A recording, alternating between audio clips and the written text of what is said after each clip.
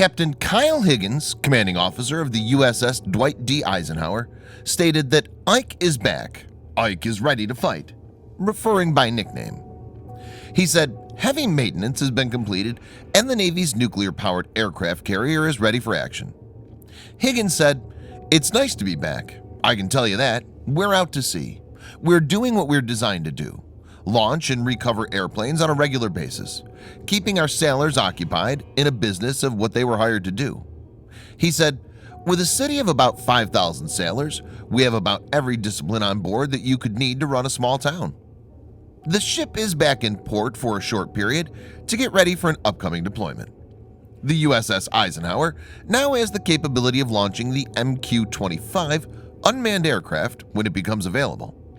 Higgins said, Ike is the first carrier that will be able to fly it. In this video, Defense Updates reports on the capability of USS Dwight D. Eisenhower. Let's get started.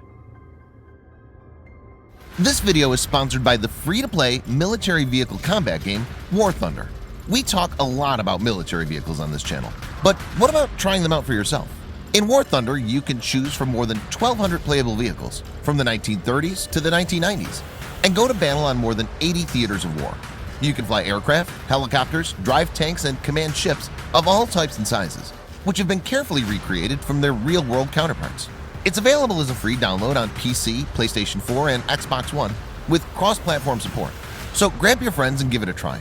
All viewers of Defense Updates that register using the link in the description below will also get a free premium tank, aircraft, or ship and 3 days of premium account time as a bonus.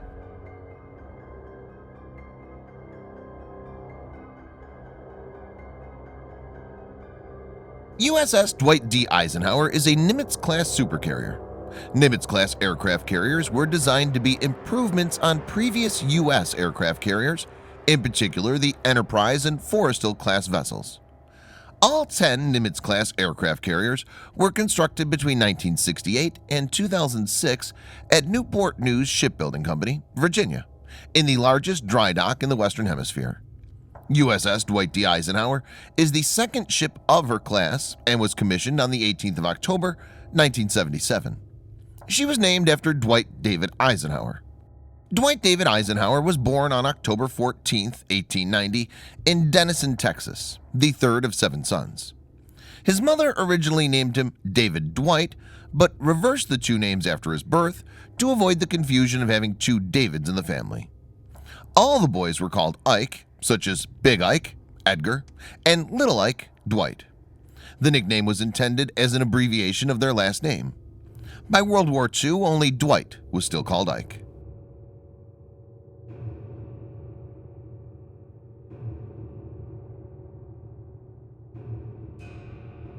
USS Dwight D. Eisenhower is one of the largest vessels constructed. It has a displacement of 100,000 tons and an overall length of 332.8 meters or 1,092 feet. To give viewers perspective, it's about 3 football fields long. It's powered by 2 A4W nuclear reactors kept in separate compartments. These power 4 propeller shafts and can produce a maximum speed of over 30 knots or 56 kilometers per hour. As a result of the use of nuclear power, the ship is capable of operating continuously for over 20 years without refueling and is predicted to have a service life of over 50 years. Practically, it has unlimited range and endurance.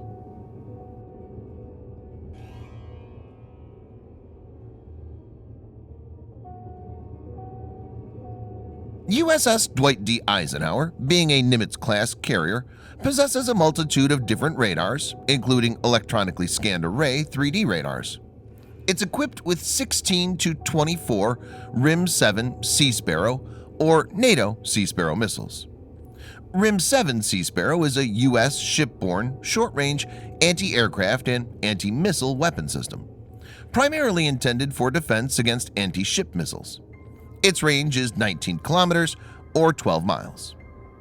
Close-in weapon (CIWS) duties are performed by Phalanx and RIM-116 rolling airframe missiles.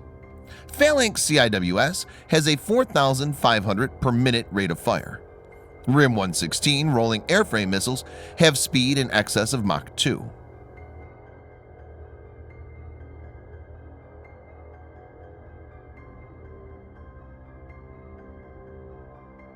USS Dwight D. Eisenhower can carry a flight group of more than 60 aircraft, including F-18 jet fighters. These are twin-engine, supersonic, all-weather carrier-capable 4th-generation multi-role fighter aircraft. They have a payload of 7,700 kilograms, that's 17,000 pounds, and can carry ground attack weapons as well as air-to-air missiles. The versatility of the aircraft can be gauged from the fact that on the first day of Operation Desert Storm, 2 F-18s, each carrying 4 2,000-pound bombs, shot down 2 Iraqi MiGs and then proceeded to deliver their bombs on target. In the coming days, Lockheed Martin F-35B Lightning II could also be added. The F-35 is a family of single-seat, single-engine, all-weather stealth multi-role fighters. The 5th-generation combat aircraft is designed to perform ground attack and air superiority missions. The F-35B is the short takeoff and vertical landing STOVL variant of the aircraft, designed to be operated from aircraft carriers. F-35 is developed from the ground up to be stealthy. Its external structure is designed to deflect signals away from the emitting radar, which makes it hard to detect or track. This is done by having no sharp edges or protruding elements, and having a smooth external curvature.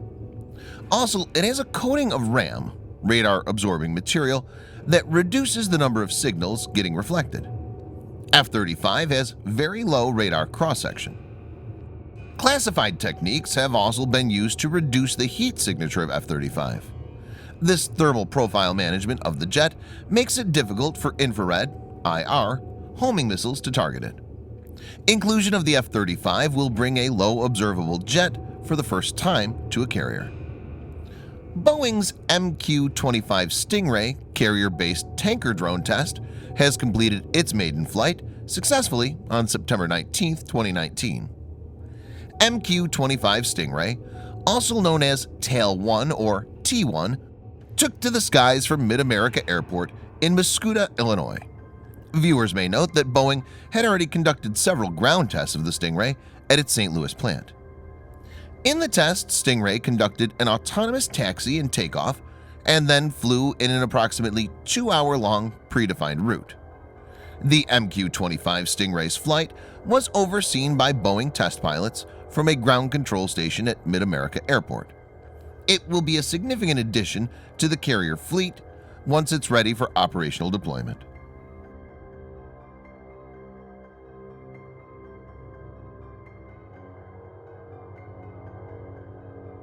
Higgins said it is important the U.S. Navy is prepared. He said, "It's so important to make sure that we're ready in case the nation does need us and calls us to do whatever it is we need to do." He stated, "We're working and have been working on our same goals prior to everything in the world that's been happening. Should that change, then our priorities could change. Maybe they'll ask us to get ready for something else." The Navy's mission is to keep the sea lines of communication open. Protect the interests of the United States worldwide. That's what we do. Higgins said, "We're out there protecting our interests, whether it's telecommunications under the ocean or whether it's transporting goods on the surface. We are there to make sure America is protected." He said part of the deterrent is not knowing the location of the warships, cruisers, and submarines. Higgins added, "To not know if somebody is out there or could be out there is a powerful deterrent." USS Eisenhower redeployment will add muscle to the U.S. Navy. Like other supercarriers, it could be used to project power far from the U.S. homeland, like the South China Sea Theater. The flotilla of aircraft has enough firepower to mount a credible offensive against any rival, which makes it an important asset for the U.S. military. Thanks for watching. Subscribe for more videos like this. Hit the like button if you find the video interesting, and kindly provide your feedback in the comment section. This will help us improve.